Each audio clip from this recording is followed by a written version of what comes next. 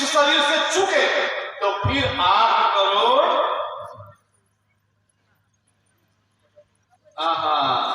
फिर भ्रमण करना पड़ेगा, कोई बचा नहीं सकता। बोले रामचरितमानस बोले निर्मल विवेक, सत असत विवेकनी बुद्धि को, सत असत जो है पहचान करने वाली जो बुद्धि है उसको विवेक कहते हैं। सत्य को जाने, असत्य को जाने। ये असत्य शरीर है और इस शरीर के अंदर जो आत्मा है वो सत्य है। आत्मा को सत्य जाने, वही मैं हूं, वो हम कथम इदम जगत, मैं ये आत्मा हूं, ये शरीर नहीं हूं, शरीर मिथ्या है, शरीर नश्वर है, इसको जाने, वही विवेक है। बोले वो विवेक मुझे जागृत हो गई, वही विवेक मेरी जागृति हो गई। और कह रहे हैं तेकर विवेक विवेक विलोचन, और मेरे विवेक की विलोचन आंख भी खुल गई और मेरी आंखें खुल गई। तो कह रहे क्या कर रहा हूं कि वर्णव रामचरित भवमोचन, रामचरितमानस की मैं रचना कर रहा हूं। रामचरितमानस की रचना में क्यों कर रहा हूं? बोले रामचरितमानस की मैं रचना कर रहा हूं कि जिसके समीप आकर के जीव भवसागर से पार हो जाएगा। जीव भवसागर से पार हो जाएगा, लेकिन जीव समझता नहीं, जीव समझता नहीं। अति हरि कृपा जाय पर होई, पांव दे यह मार्ग सोई। जिस पर परमात्मा की अत्यंत कृपा होती है, परमात्मा की जिस पर अत्यंत कृपा होती है वही इस मार्ग पर पांव देता है। जिसको परमात्मा की अत्यंत कृपा होती है वही इस मार्ग पर पांव देता है।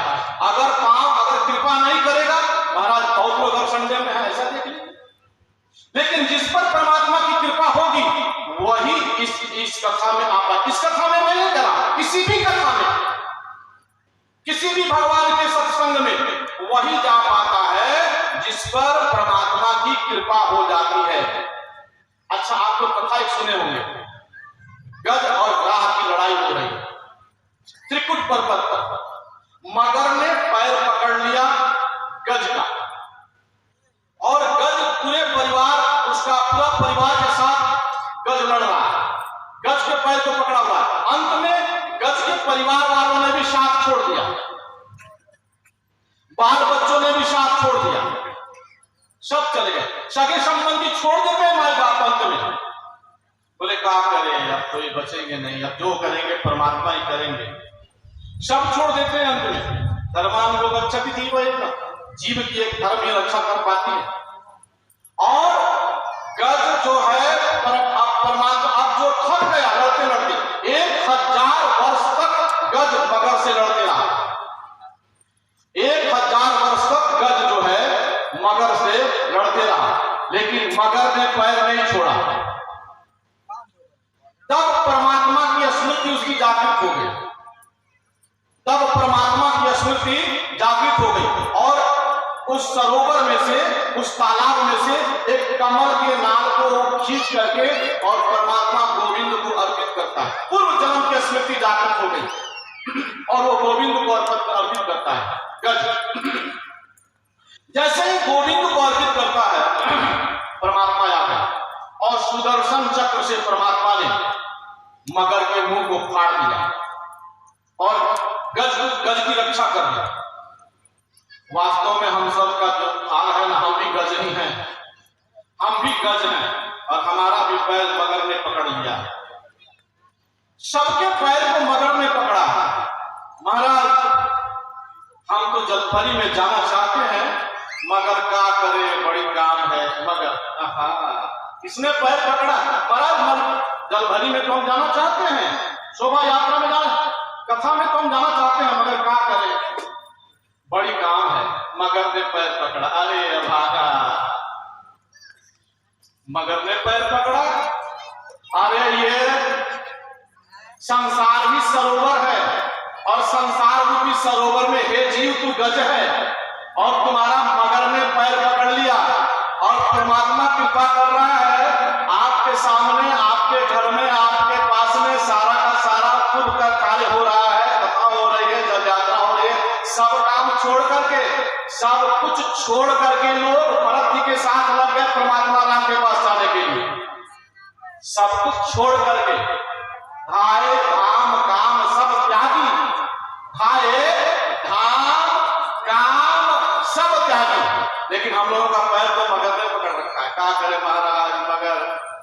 हम चाहते हैं मगर बहुत ये काम है, मगर बहुत वो काम है, मगर कोई है नहीं, मगर हमको ये देखना है, मगर हमको वो देखना है।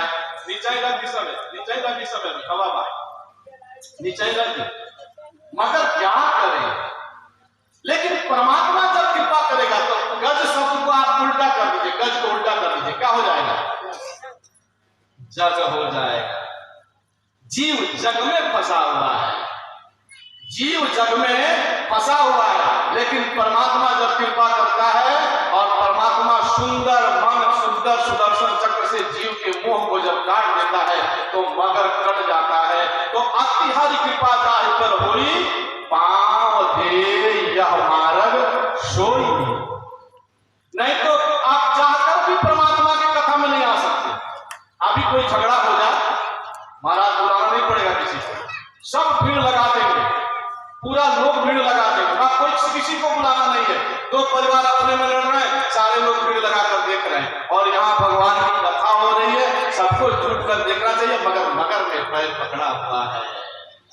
परमात्मा कृपा नहीं कर पा रहे हैं। परमात्मा की कृपा होगी ना तो मगर का मुख फट जाएगा कि आनंद छवि घन श्यामा, अरे बोलो जय सिया रामा।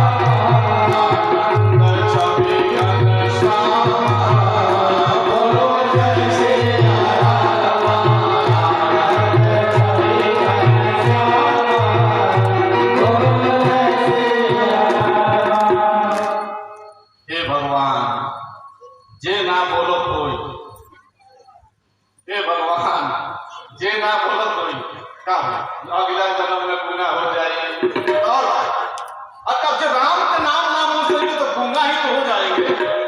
अब गुंगे बोले अच्छा बा, जब राम के नामे लेके बोलेंगे तो गुंगे तो बोले अच्छा मानो, बोले नहीं सब बोलेंगे अरे आनंद छवि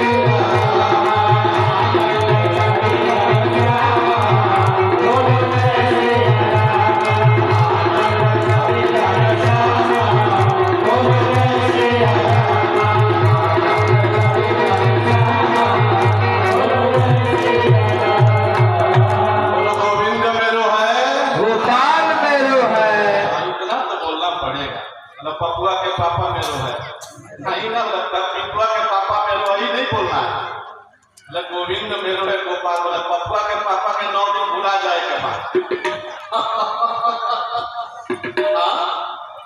अब पिंटुआ के मम्मी के भी 9 दिन भुला जाएगा, मतलब राम को याद रखना है। हम थोड़ी ना के तरीके घेरी रहा से, अब जितना लोग बैठे ना ऐसे घेरी ला चारों साइड से एकदम घेर ली रहा चारों से घेर लेते, बोले 9 दिन भुला जाना है, परमात्मा में डूब जाना है एकदम आनंद से।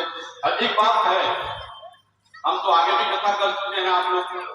आप लोग बड़ी बहुत बड़े पियक्कड़ हो रहे, ये मैं जानता हूँ, आप लोग बहुत बड़े पियक्कड़ हो, एकदम दोनों भर के पीछे हो राम को। वो पियक्कड़ मैं नहीं बोल रहा हूँ, अब कहता ना करवा रही महाराज ने कभी एकदम मंच से कम पियक्कड़ बोले लगा। आप लोग बहुत बड़े पियक्कड़ हो, माताएं भी पियक्कड़ हैं और आप पुरुष वर्ग भी पियक्कड़ हैं। बोले कौन? राम कथा के पीने वाले आप लोग हैं, हमको मालूम है राम कथा पीने वाले। और ये जो है परमात्मा का राम कथा का मैखाना चल रहा है, अब तो एकदम कान से पीना इसको। प्रविष्ट कर रंधेन स्वानम भाव सरोरुहम गुणोति शबलम कृष्ण तैलस्य यथा शरत। कान के रास्ते हृदय में, कान के रास्ते कोना भर भर के पीजिए और हृदय की मलिनता को दूर कीजिए। कान के रास्ते से पीजिए और हृदय के मलिनता को दूर कीजिए, खूब पीजिए एकदम 9 दिन थक एकदम चकाचक पीते रहिए। और बोले यह पूर्ण साधन ते नहीं होई राम कृपा पाव कोई कोई।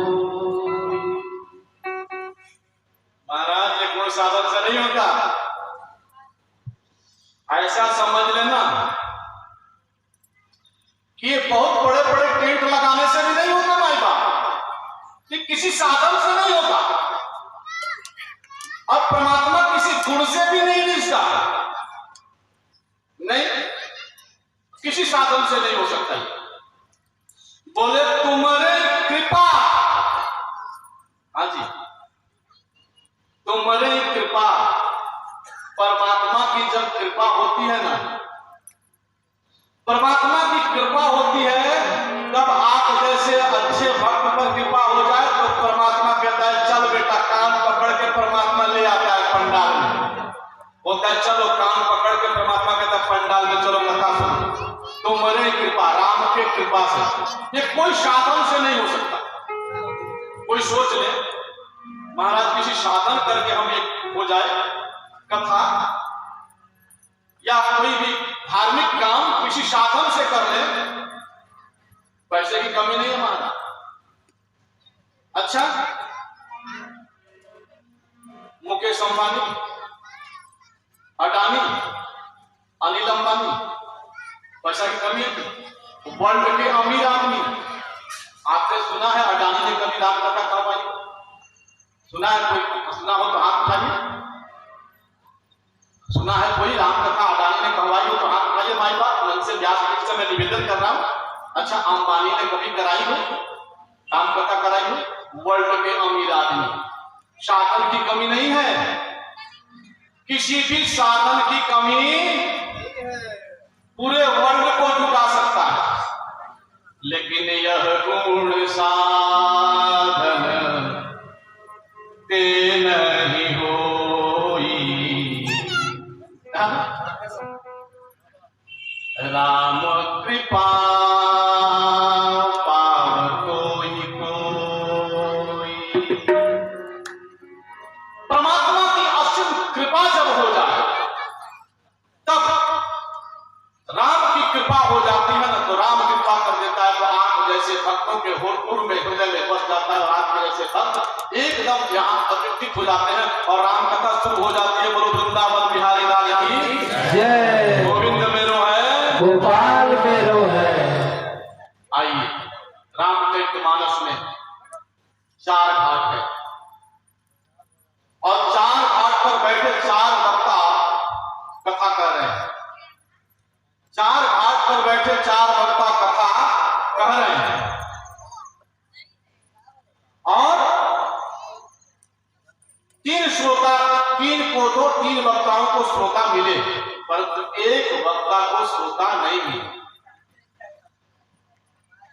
बोले पहले जो है घाट है उस पर बैठे भक्ति के घाट।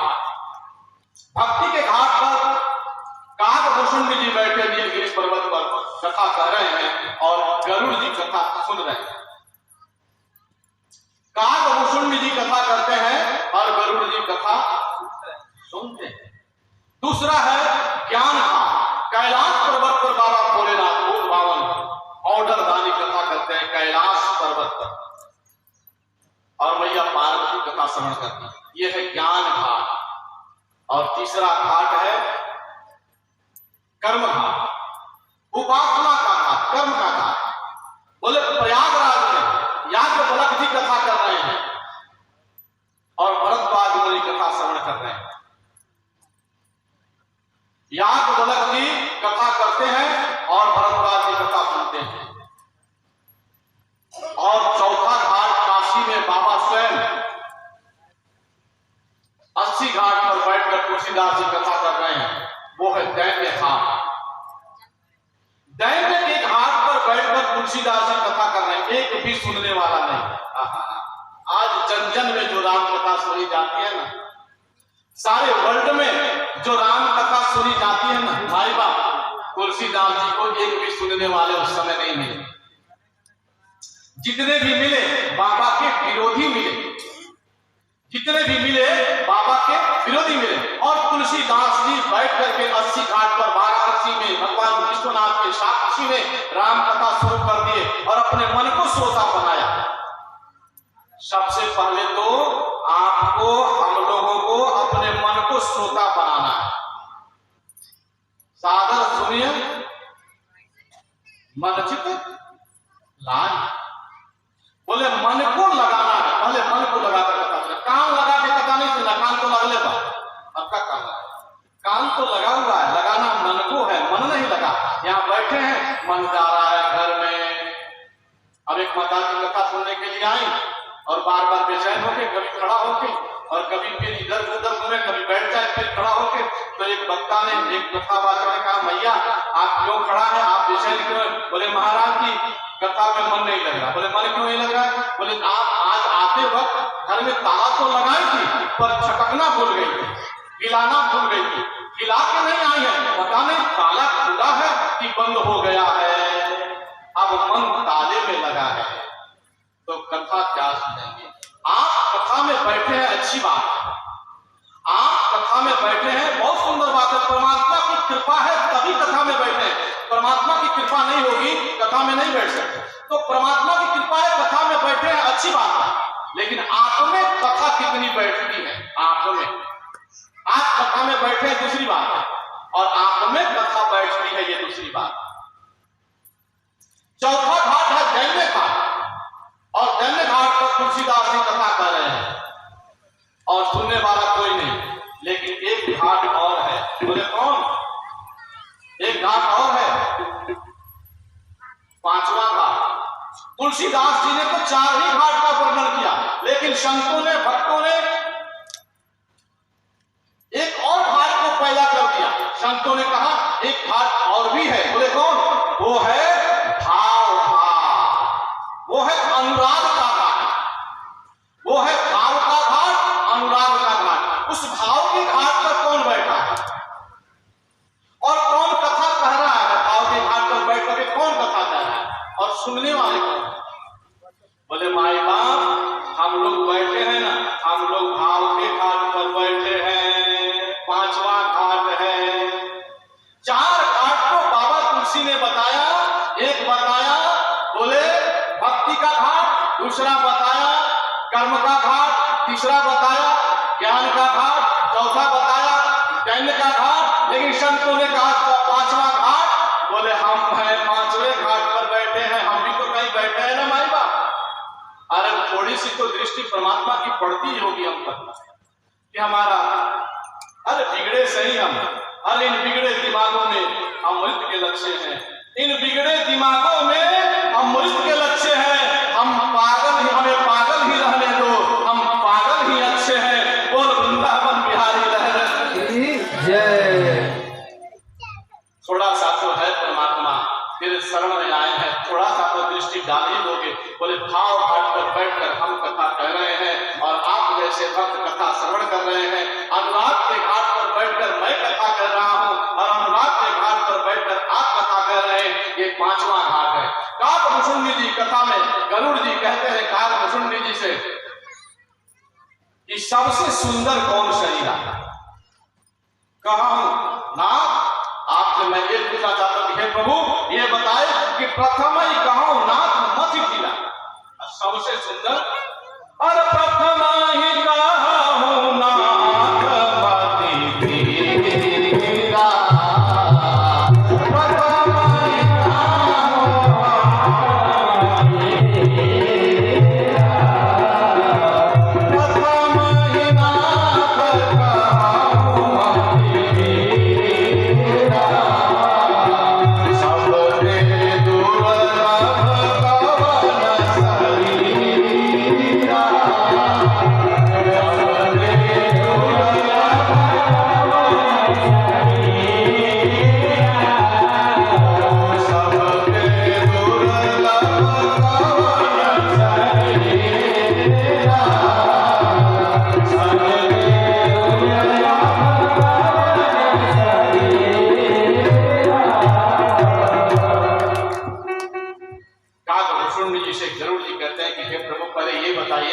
सबसे शरीर में दुर्लभ शरीर कौन है?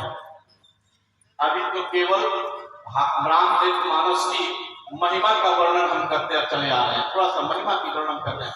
कथा तो शुरुआत भरद्वाज जी से शुरू करेंगे। कथा का शुरुआत तो भरद्वाज मुनि बसहि प्रयागा, भरद्वाज मुनि बसहि प्रयाग से करेंगे। बोले पहला सबसे पहले मैं ये पूछना चाहता हूं कि सबसे दुर्लभ कौन शरीरा, सबसे दुर्लभ कौन शरीरा है? काकभुषुंडी जी कहते हैं कि नरकम सम नहीं कौनी अजीव चराचर जाचक, मनुष्य के शरीर के जैसा कोई शरीर नहीं है। क्यों? क्योंकि काकभुषुंडी जी कहते हैं 84 लाख की योनियों का मैं अनुभव कर रहा हूं, निज अनुभव और गाँव खगेशा, बिनु हरि भजन न मिटई कलेशा। निज अनुभव, अच्छा हम अपना अनुभव नहीं कहते, हम जो अभी आपको सुना रहे हैं ना माई बात, ये हमारा अनुभव नहीं है। हम जो ये कथा कर रहे हैं ये हमारा अनुभव नहीं है। मैं तुलसीदास जी का अनुभव आपके पास कह रहा हूं, ये तुलसीदास जी का अनुभव मैं आपके पास दे रहा हूं, ट्रांसफर कर रहा हूं। ये जो कह रहा हूं ये तुलसीदास जी की वाणी है, मैं आपको कह रहा हूं। लेकिन काकभुषुंडी जी कहते हैं कि मैं किसी का उद्धार नहीं लेता, मैं किसी की उद्धार नहीं बोल रहा हूं, मैं तो कह रहा हूं निज अनुभव, निज अनुभव अब गाँव खगेशा, बिनु हरि भजन न मिटई कलेशा। परमात्मा के भजन के बिना कलेश नहीं मिट सकता। और मनुष्य का शरीर सबसे दुर्लभ है। क्यों? क्योंकि स्वर्ग नर्क स्वर्ग अपवर्ग निषेध। बोले इससे खतरनाक शरीर है, बड़ी मनुष्य का शरीर बड़ी खतरनाक है। एक ऐसे प्लेटफॉर्म पर खड़ा है मनुष्य का शरीर, ऐसे प्लेटफॉर्म पर खड़ा है कि यहाँ से आप नर्क का रास्ता भी बना सकते हैं, नर्क भी जा सकते हैं। थोड़ा सा अगर चुप कर जाएंगे तो नर्क में जाने से कोई रोक नहीं सकता, और आप यहाँ से स्वर्ग भी जा सकते हैं, और आप यहाँ से सीधे आप यहाँ से परमात्मा के लोक को भी जा सकते हैं, वैकुंठ जा सकते हैं, आप यहाँ से मुक्ति पा सकते हैं। बोले नर्क स्वर्ग अपवर्ग निषेधी, बोले ज्ञान विराग भगत सुख देंगे। काकभुषुंडी जी से गरुड़ जी कहते हैं अच्छा गरुड़ माने क्या? गरुड़ कौन है? बोले ज्ञान ही गरुड़ है और कर्तव्य ही काकभुषुंडी है, कर्तव्य ही काकभुषुंडी है और ज्ञान ही गरुड़ है। कर्तव्य रूपी काकभुषुंडी जी से ज्ञान रूपी गरुड़ प्रश्न करते हैं। आपके अंदर जो है ज्ञान है वो गरुड़ है, आप में पूरा रामचरितमानस आपके अंदर भरा हुआ है माय बाप, बाहर देखने की कोई आवश्यकता नहीं। मैं मंच से आपको 9 दिन में पूरा रामचरितमानस आपके अंदर एक एक पात्र को, रामचरितमानस के एक एक पात्र को आपके अंदर दिखाऊंगा। आपके अंदर पूरा रामचरितमानस, पूरा रामायण भरा हुआ है, और अपने अंदर के रामायण को पढ़ना है। बाहर के रामायण को तो हम खूब पढ़ते हैं, लेकिन अंदर के रामायण को नहीं पढ़ पाते। और जब तक अंदर के रामायण को नहीं पढ़ोगे भैया, तब तक तो कल्याण होने वाला नहीं है। क्योंकि कहते हैं कर्म ही पूजा है। बड़ी सुंदर बात, लोग कहते हैं कर्म ही पूजा है, लिखा रहता है कहीं कहीं, हम भी पढ़ते हैं कहीं कर्म ही पूजा है। अच्छा, मैं आपसे निवेदन करूं, कर्म ही पूजा है? मैं आपसे निवेदन करना चाहता हूं, क्या कर्म ही पूजा है? मैं व्यास जी से निवेदन करूं, बोले कर्म ही पूजा नहीं है, कर्म ही पूजा हो नहीं सकता, कर्म ही पूजा नहीं है। बहुत जगह लिखा रहता है कर्म ही पूजा है, मैं भी पढ़ता हूं, लेकिन कर्म ही पूजा नहीं है। क्योंकि कर्म जो है स्वतंत्रात्मक शब्द नहीं है। कर्म जो है, आप लोग पढ़े लिखे सज्जन व्यक्ति बैठे हैं, कोई अनपढ़ मूर्ख गंवार नहीं बैठे हैं, विचार कीजिएगा, एक एक बात पर विचार कीजिएगा। कर्म जो शब्द है स्वतंत्रात्मक शब्द नहीं है, अधीनात्मक शब्द है।